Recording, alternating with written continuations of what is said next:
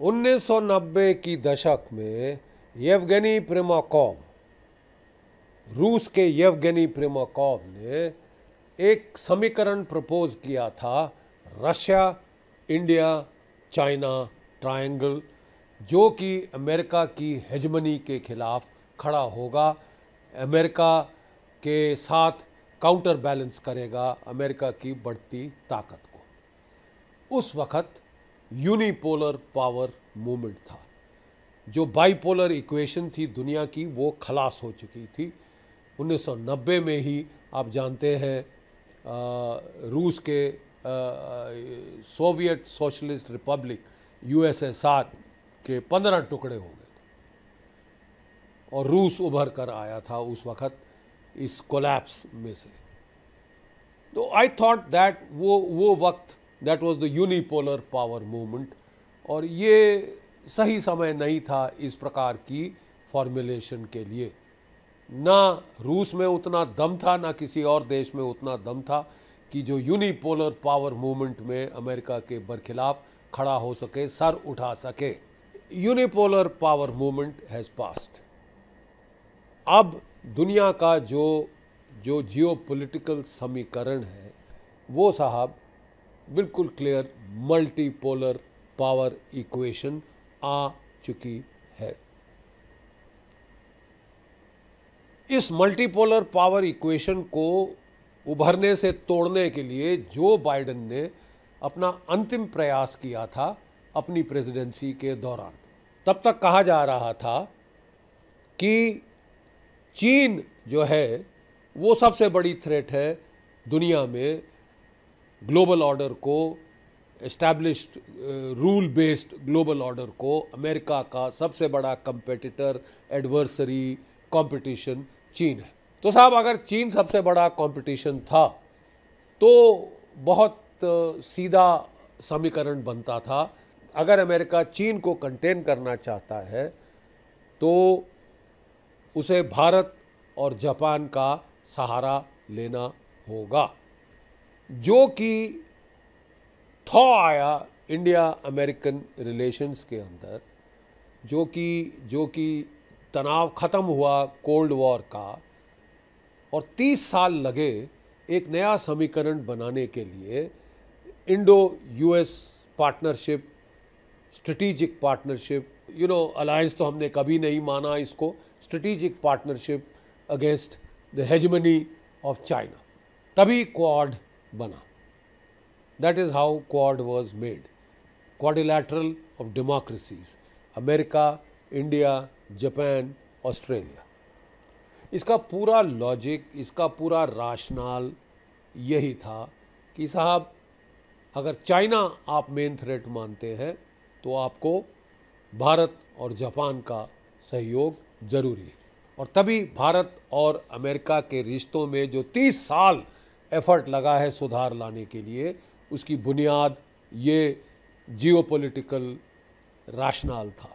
Joe Biden आए, उन्होंने पलटी मारी, बोला भाड़ में जाए पिविट टू एशिया। साहब मैं तो पिविट बैक कर रहा हूँ यूरोप, क्योंकि चीन मेरा मेन प्रतिद्वंदी नहीं है, चीन को तो मैं संभाल लूँगा, चीन डर गया है मेरे से। मैं साहब रूस मेरा मेन प्रतिद्वंदी है और मैं रूस का सर्वनाश करके छोड़ूंगा, मैं उसके खिलाफ प्रॉक्सी वॉर फाइट करूँगा टू दी आखिरी यूक्रेनियन, मर जाए आखिरी यूक्रेनियन सिटीज़न, कोई फ़र्क नहीं पड़ता, यूक्रेनियन लाशें बिछ जाए यूरोप में, कोई फ़र्क नहीं पड़ता, लेकिन मैं रूस की इकोनॉमी को इस लड़ाई के ज़रिए तबाह करके छोड़ूं। तो उन्होंने साहब फट से पलटी मारी, pivot back from Asia to pivot back to Europe.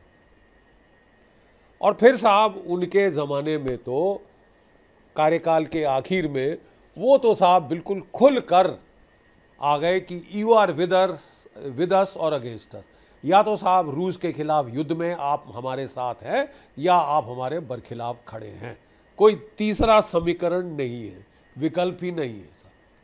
और भारत के खिलाफ उन्होंने युद्ध छेड़ दिया साहब, बांग्लादेश में तख्ता पलट कराया, पाकिस्तान के F-16 को मॉडिफाई करना शुरू किया, मतलब जो कुछ नुकसान कर सकते थे किया साहब। हमने उनको $1 अरब दिए थे for GE404 engines, GE414 engines। ठीक है साहब, डकार नहीं लिया साहब, एक इंजन देने से मना कर दिया। हमारे MiG-21 फेज आउट हो रहे हैं, रिटायर हो रहे हैं। इतना नुकसान जितना पहुंचा सकते थे पहुंचाया, और फिर कह रहे थे कि चीन के खिलाफ लड़ो, पाकिस्तान को छोड़ो। ठीक है साहब, ये तो उनका था, बट कम से कम वो खुलकर दुश्मनाई तो ले ली थी। अनाउंस कर दिया साहब कि अब तो हमारी दुश्मनी है और मैं भारत की सरकार को तख्ता पलट करके छोड़ूंगा, गिरा के छोड़ूंगा, मैं कुकी लैंड बनाऊंगा, क्या क्या नहीं करूं। जैसे वो तख्ता पलट किया था जॉर्ज सोरेस ने बांग्लादेश में हसीना वाजेद का, वो तो यहाँ की बात कर रहे हैं। जब डोनाल्ड ट्रंप साहब इलेक्ट होकर आए और जो बाइडेन साहब को अमेरिका की जनता ने घर का रास्ता दिखा दिया, तो साहब उस वक़्त भारत के लोगों ने चैन की सांस ली। थैंक गॉड ये बाइडेन गया, क्योंकि डोनाल्ड ट्रंप अपने इलेक्शन कैंपेन के दौरान he was making all the right noises. उनकी जो ग्रैंड स्ट्रेटेजिक डिज़ाइन था वो बड़ा क्लियर था। वो कहने लगे साहब मैं ये युद्ध बंद करना चाहता हूँ, फॉरएवर वॉर्स, फालतू वॉर्स मैंने नहीं शुरू कराया, ये बाइडेन की वॉर्स है और मेरे को कोई दिलचस्पी नहीं है इनको फॉलो थ्रू करने में। तो साहब मैं नहीं करूँगा वहाँ पे रशिया यूक्रेन वॉर में एनी मोर हिस्सा, आई एम डन। मैं चाहता हूँ कि we will pivot back to Asia, pivot back to Asia, क्योंकि चाइना वहाँ पे हमारी मेन थ्रेट है। रूस को मैं थ्रेट नहीं समझता, मैं तो रूस से दोस्ती करना चाहता हूँ। अगर अमेरिका और रूस की दोस्ती होती तो भारत और अमेरिका की दोस्ती तो और भी घनिष्ठ हो जाती। मतलब जो बाइडेन साहब के काल में दुश्मनाई की वजूहत थी वो तो रूस था। अब आप कह रहे हैं साहब रूस से मेरी दोस्ती है, तो फिर इसका मतलब अमेरिका से और भारत की दोस्ती, चीन भी आपके बरखिलाफ है, रूस के साथ आपकी भी दोस्ती हो गई, हमारी भी दोस्ती, इससे बढ़िया समीकरण हो क्या सकता था। इसलिए भारत में काफ़ी खुशी का इजहार किया गया था। और आपको याद होगा कि हमारे प्रधानमंत्री was one of the first foreign leaders to go to United States, और बड़ी अच्छी बातें हुई थी, बहुत प्यार की बातें हुई थी बेस्ड अपॉन जो हमारे रिश्ते थे ट्रंप 1.0 में।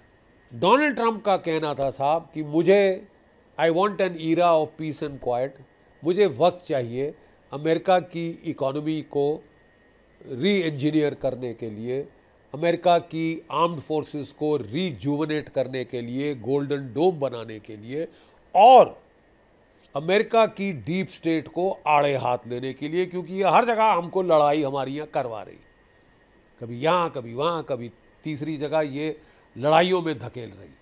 तो मैं डीप स्टेट की भी ऐसी तैसी कर दूंगा।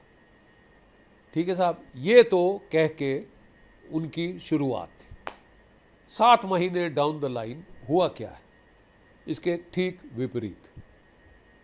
वो geo strategic perspective long term भूल गए, वो अपना ग्रैंड स्ट्रेटेजिक डिज़ाइन भूल कर ट्रेड और टैरिफ वॉर की माइनफील्ड में घुस गए। हर किसी से जंग छेड़ने लगे, ट्रेड और टैरिफ वॉर, और खासकर उन्होंने ऐसी की तैसी करी जो भी अमेरिका के मित्र मुल्क थे, चाहे कनाडा, चाहे मेक्सिको, चाहे यूरोप, चाहे जापान, चाहे साउथ कोरिया, चाहे Taiwan, all allies of the United states, इनकी ऐसी तैसी कर दी।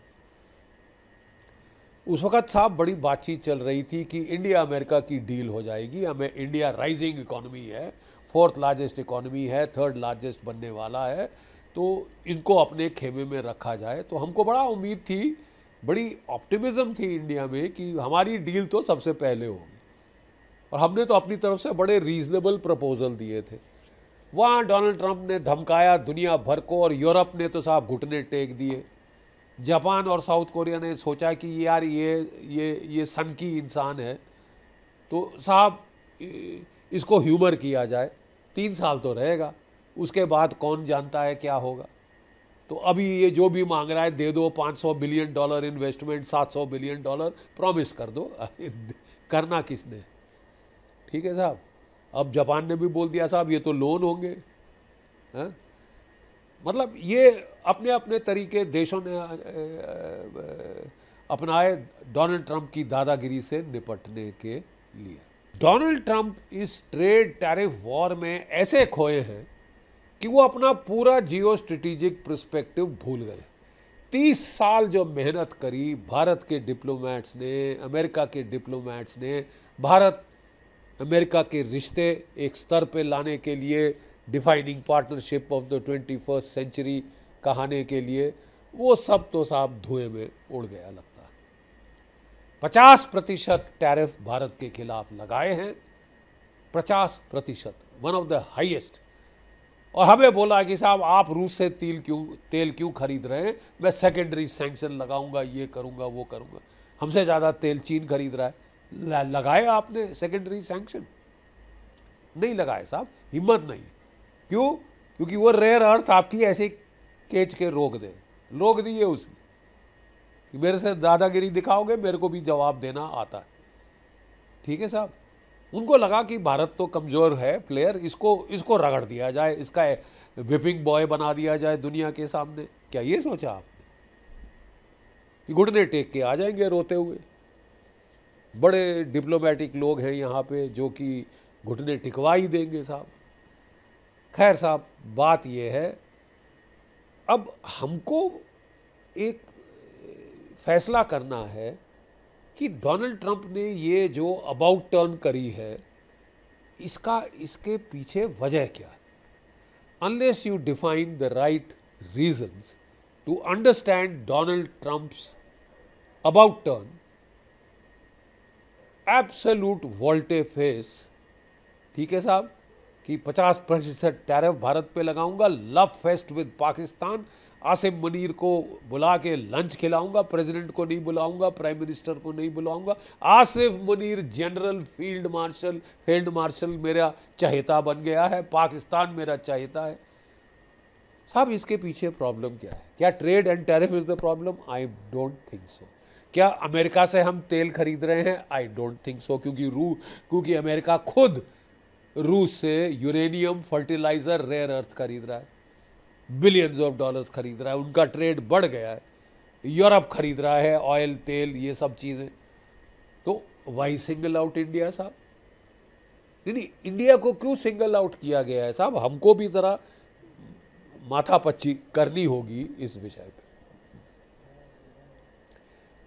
मेरा अंदाज है कि इसकी वजूहात ट्रेड टैरिफ वॉर में नहीं है साहब। इसकी वजह ढूंढने के लिए हमको ऑपरेशन सिंदूर की टारगेट लिस्ट में झांकना होगा।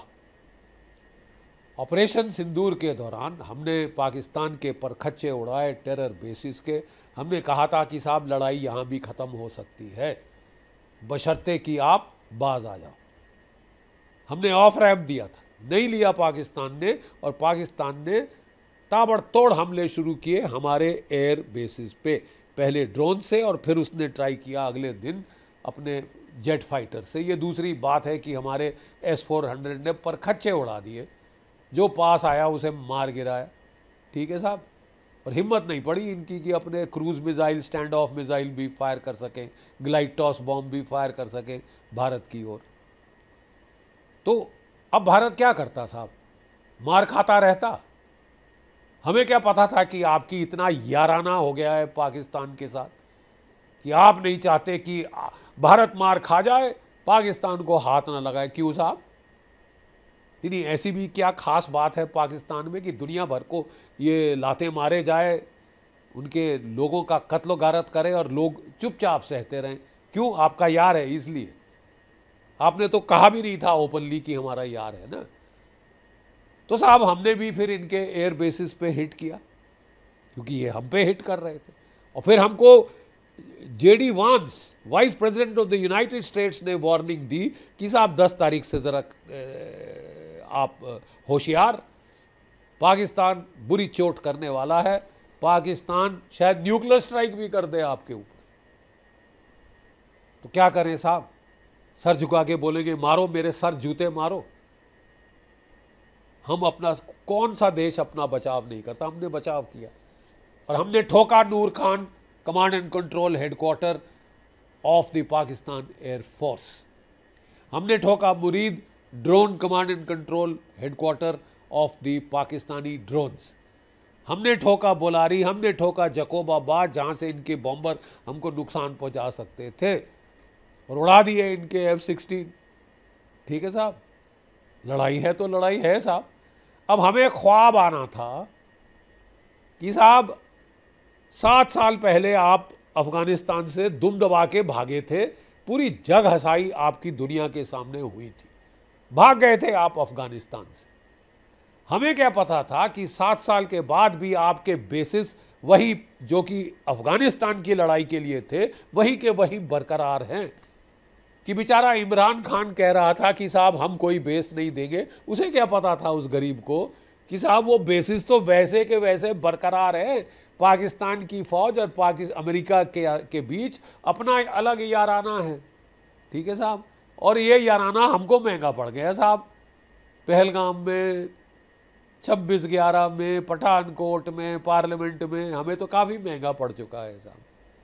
तंग आके हमने पलटवार किया है और हमने फिर ठोक दिए इनके एयर बेसिस।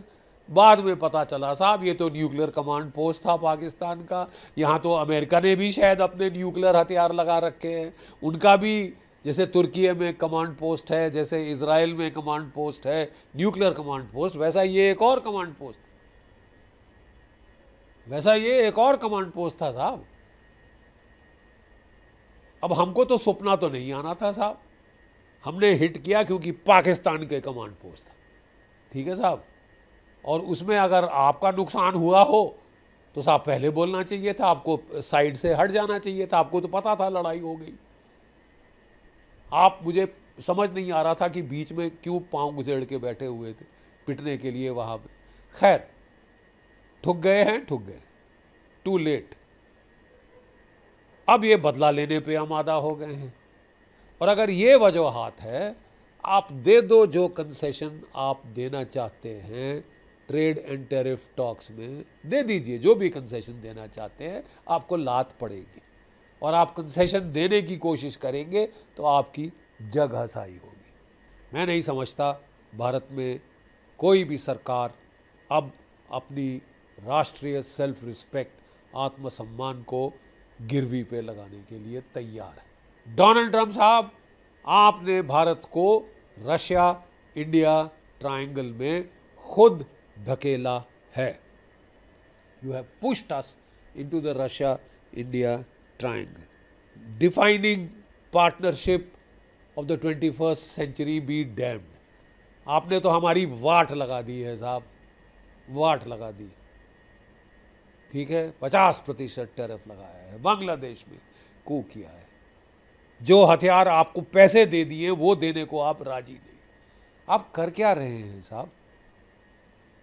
मैं सिर्फ अमेरिका में लोगों को बताना चाहूँगा कि हेनरी किसिंजर ने कहा था, and I quote, it should be settled maxim of American foreign policy never to take on more than one major Asian power at a time. America की फॉरेन पॉलिसी का एक एक्सियम होना चाहिए, एक मूल मंत्र होना चाहिए कि साहब आप कभी भी एशिया की 3 महान ताकतों को इकट्ठे आड़े हाथ ना लो। कौन सी 3 महान ताकतों का वो जिक्र कर रहे थे साहब? Russia, India, China, not necessarily in that order.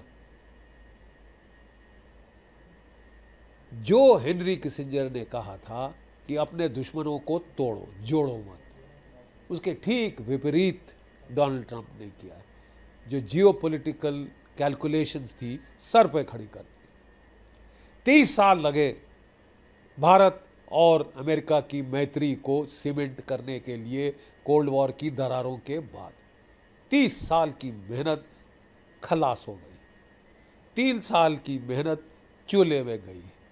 ये जो ट्रस्ट था बिटवीन द 2 डेमोक्रेसीज, आपने हमेशा हमेशा के लिए साहब ख़त्म कर दिया है, खल्लास कर दिया है। I hope it is not destroyed for ever. Bharat में एक डिप्लोमेटिक तबका है, बड़े पढ़े लिखे हमारे डिप्लोमेट्स हैं, जिनका विचार है कि अभी भी ऑल इज़ नॉट लॉस्ट, अभी भी सब खोया नहीं, अभी भी हम लोग शायद इस रिलेशनशिप को बचा सकते हैं। मेरा तो एक बहुत बुनियादी सवाल है, शुड वी इवन ट्राई? हमें कोशिश भी करनी चाहिए साहब, और is it beyond repair already? It is already too late. I hope I am wrong, but I think facts are otherwise.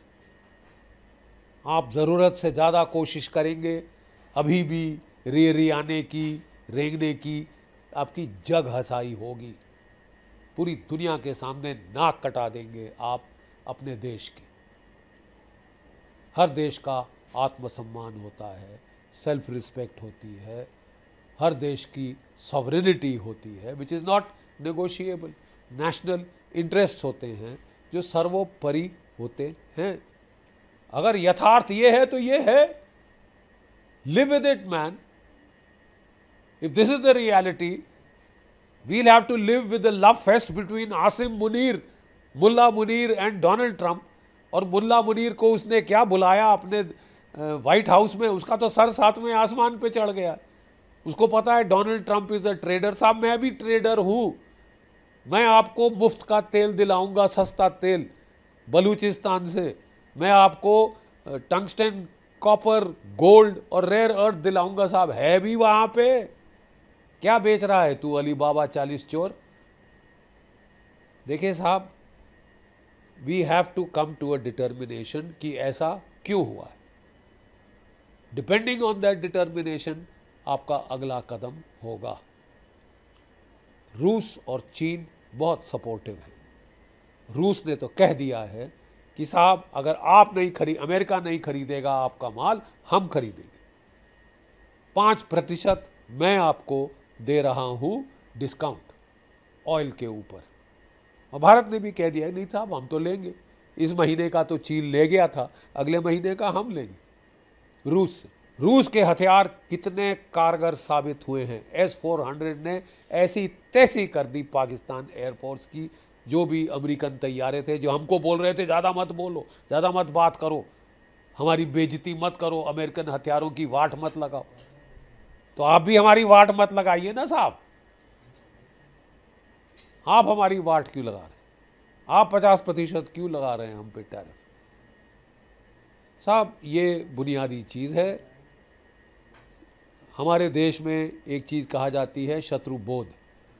कई लोग आपके ऊपर से मीठी मीठी बातें करते हैं, बहुत चिकनी चुपड़ी बातें करते हैं, प्यारी बातें करते हैं, आपको बोलते हैं defining partnership of the 21st century, जबकि असलियत यह है कि वो पाकिस्तान से घुल मिल के बैठे। जितना नुकसान आपका हो सकता है इकोनॉमी का, बाकी का, वो आपका करना चाहते हैं। क्या अमेरिका ने ये ठान ली है कि भारत एक उभरती शक्ति है और इसे रोकना चाहिए? और इसके अगर वो रोकने के मंसूबे बना रहे हैं और आप जाके री आएँ, गिड़गिड़ाएँ, तो साहब आप अपनी अंतर्राष्ट्रीय छवि को मट्टी में मिला दें। मैं नहीं समझता भारत किसी भी कीमत पर ऐसा करेगा, ऐसा गिरेगा। दुश्मनाई है तो दुश्मनाई है, so be it, what can we do. हमने तो दोस्ती की पूरी कोशिश की थी, आप ही ने हमें धकेला है रूस, चाइना, इंडिया ट्रायंगल में। और मैं आपको लिख के दे रहा हूँ आज के दिन कि आने वाले दिनों में अमेरिका के जियोपॉलिटिकल पंडित्स, अमेरिका के थिंक टैंक्स में ये सवाल गूंज रहा होगा, हु लॉस्ट इंडिया? भारत को किसने खोया? जय भारत, जय हिंद।